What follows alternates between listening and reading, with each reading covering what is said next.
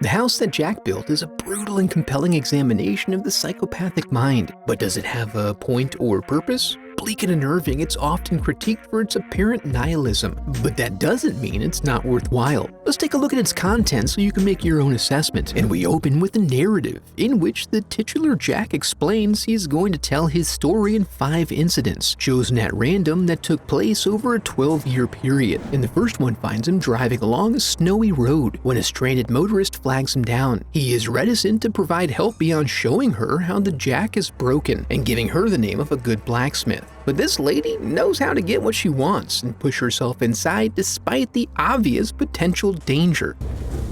You might as well be a serial killer.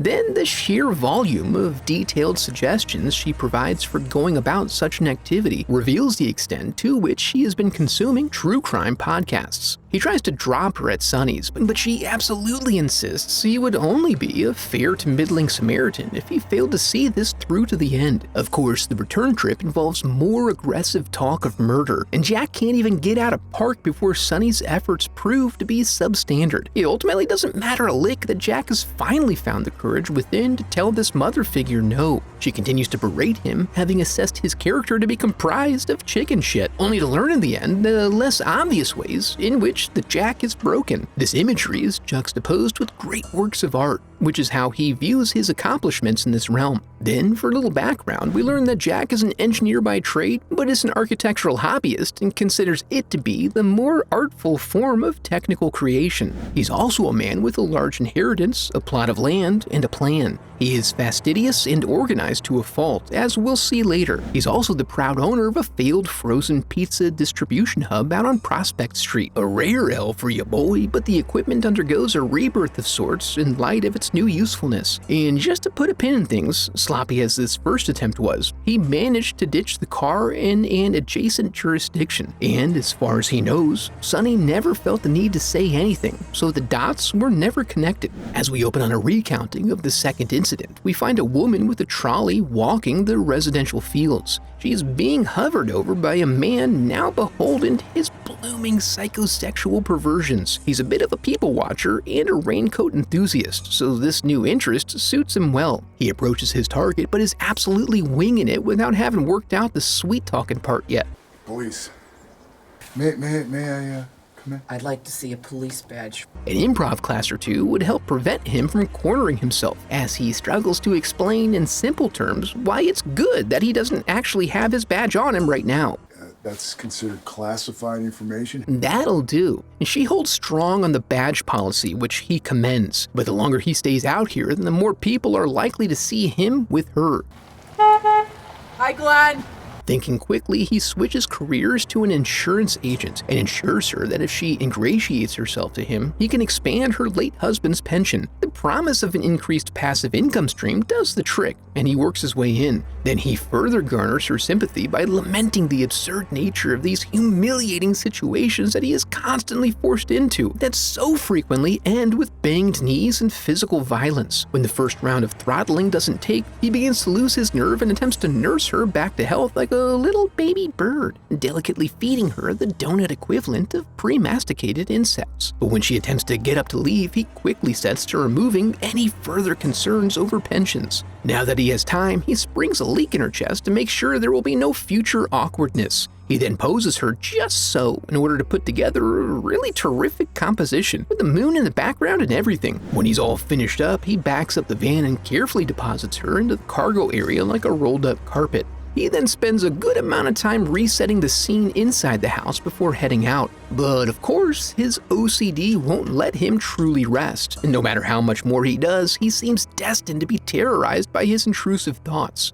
Only the incoming sound of sirens prompts him to actually leave, but still not fast enough. Luckily, they make their first stop at Glenn's house to get the lowdown. This gives Jack time to dump the body before the officer addresses him. He checks the van as a matter of procedure and then asks if he's seen anything that evening due to some break-ins they've been experiencing in the area. No break-ins, but speaking of strange scenes, he verbally diarrheas all up in the officer's grill about how he was there to collect some old railroad magazines Claire had from her husband. Anyway, she went in and never came back out. But he is a huge fan of railroads, trains, and monthly periodicals. details, so he waited in the hope she would eventually emerge. The officer takes a look around but doesn't notice anything immediately untoward. It's an absolute mystery that needs to be unraveled, but it doesn't require Jack's presence. And in point of fact, his absence would actually be preferred. So he ducks out and quickly ties up his prize, then waits for his moment and bolts. He drags his precious cargo all through the town, leaving a thick trail of blood, hair, and face matter that leads all the way back to his lair. This seems pretty undesirable, which is why the heavy rains that then come down give him the impression of being blessed by God's grace. As he becomes more comfortable, it's revealed that expressing emotions is more of a learned facade for him. As a young boy, he enjoyed running out into the reeds for hide and seek, as if he wanted to be caught by the trail he left behind. He took pleasure in few things as much as laying by the fields and listening to the rhythmic breathing of the men and their sides. Back to the retelling, he explains that over time his compulsive fear of capture diminished, which allowed him to take greater chances. As an example, he was not at all happy with the photographic outcomes of one victim in particular, so he actually chose to return to the scene, adding to his body count along the way. After he got everything set up to his satisfaction, he snapped off some bangers that he was so proud of he sent them off to the local paper as a little treat, since they don't usually get big stories like that. It remains to be seen if this will backfire, but with these feelings of confidence and self-assurance, he began the construction of his house. The third incident is from a time when he was looking for more, and he had forged a relationship with a woman who had 2 boys. He did his best to teach the oldest, Georgie, about handling firearms and to have a reverence for hunting and killing. He even lets the young lad pull the trigger, although he only hits a flank. There is then a discussion of the importance of order in hunting.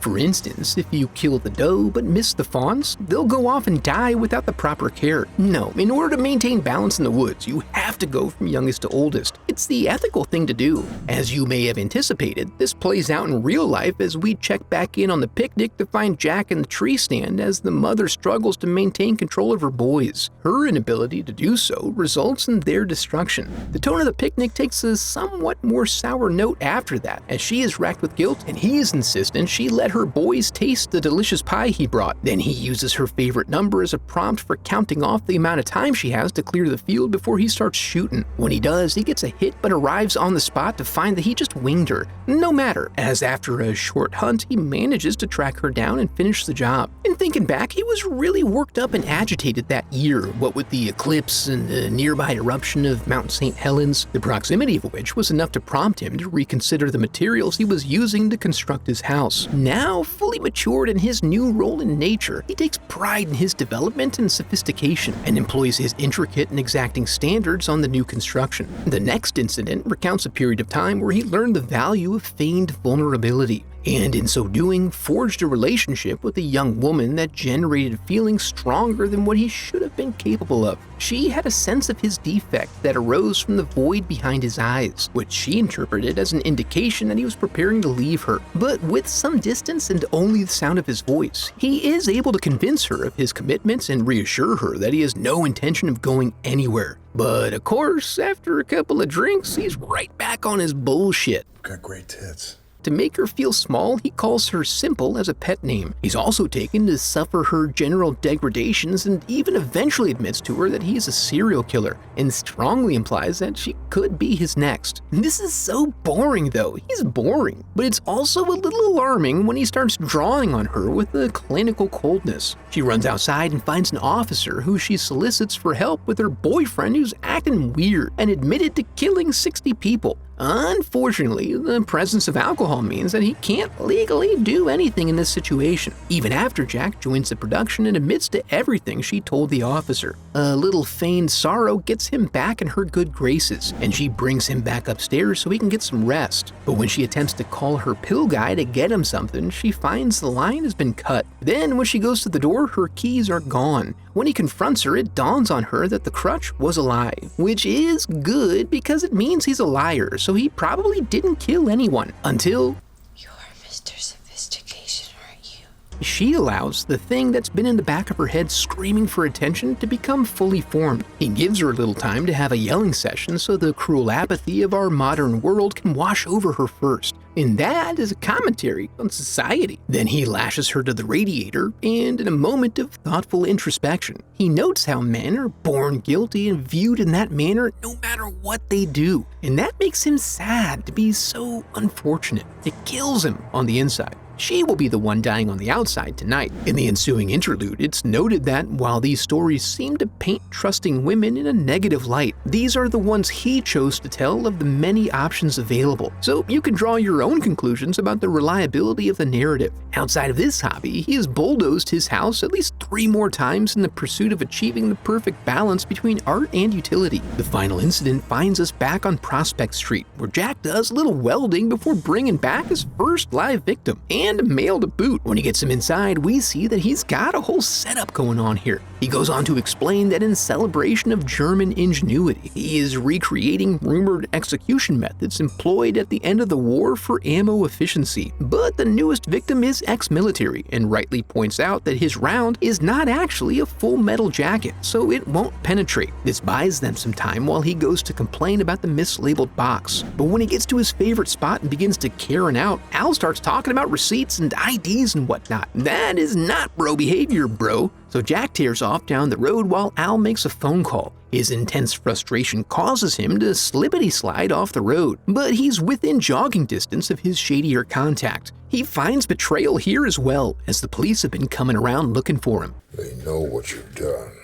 But this is all about a robbery for some reason. That's the one thing he hasn't done, but he is sat down and held at gunpoint all the same. The investigating officer isn't immediately available, so they're left to wait an unknown amount of time. This gives Jack time to butter up his boy by thanking him for freeing him from his life of thievesmanship, which has been a tremendous burden. Since he is ready to accept his fate, and in SP's estimation, Jack is truthful to a fault, he does eventually convince old SP to lower his gun. Then, once close enough, he gives him the classic chin-up lad before acquiring the object of his attention. The officer arrives sometime later, and since Red Cloaks are SP's signature look, he is ill-prepared for the outcome. Jack arrives back in the squad car with sirens blaring and is pleased to find the victims did not use their extra time productively. The ordnance specialist signs off on the ammo, and he continues his experiment. However, he quickly discovers that he is too close to find focus, so he uses a length of pipe to work at finally opening the stuck rear door that he's never passed through. He gets the distance he needs, but before concluding the experiment,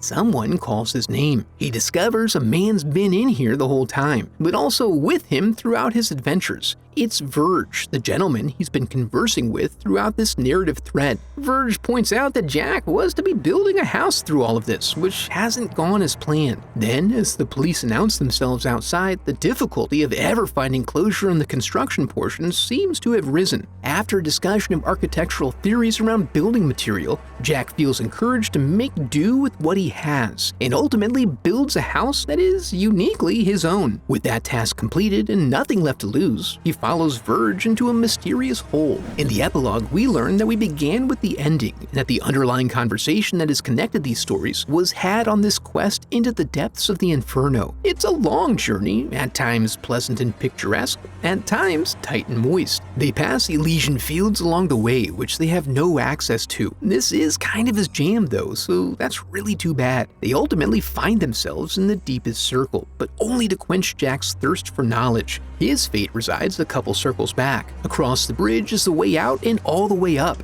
But the only way to make it there is to traverse the outer wall. No one has ever made it across, so this is not recommended. But Jack is a man who cannot pass up an adventure, especially if it benefits him in some way. So Verge takes his leave as Jack begins his climb. But about halfway across, he discovers what he couldn't see from the bridge, which is that there are no more footings, and he dangles there until his grip eventually fails him. Well, that was bleak, but that's Lars von Trier. I can only hope you didn't draw any positive lessons from the examination of Jack as a character. Although if you are interested in a deeper analysis of Dante's Inferno, watch this video. Now that we're here, I want to congratulate you for making it to the end of the video and affirm that you are a very special person because of it. And if you enjoyed the video, I would love for you to become part of the channel by subscribing. Thanks for watching.